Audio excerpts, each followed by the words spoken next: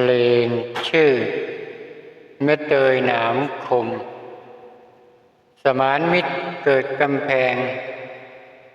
เป็นเพลงที่โด่งดังมากในเมื่อ50 กว่าปีที่แล้วนะครับผมฟังได้เลยครับ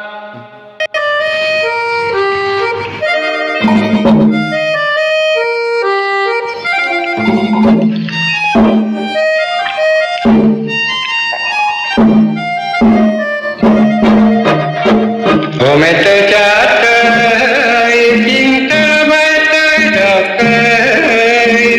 เจ้าอย่าวอนนักเลยตามเธอน้องอย่าวอนเกินงามเดี๋ยวชาติดตามชมงามเจ้ามาหลายวันเมื่อมาพบจำจันก็สัมพันธ์รักจะเหมือนดังเก่ากันที่ผิดไปน้องจงอภัยอย่าทำใจยำเลยนะเจ้าคือน้องแค่เทียนเขาแต่เทียนเบาหน่อยอย่าให้เป็นรอยไม้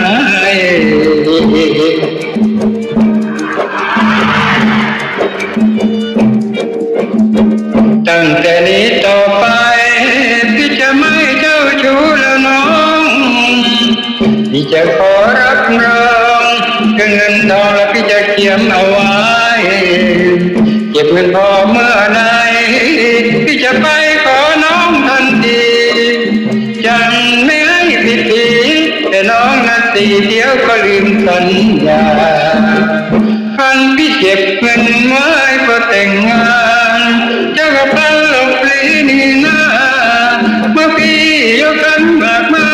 ต้องยกมาเกิดเมื่อน้องเธอเป็นเอง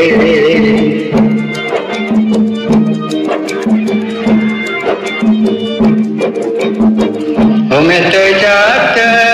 ยก็เตยและคนนี้งามตา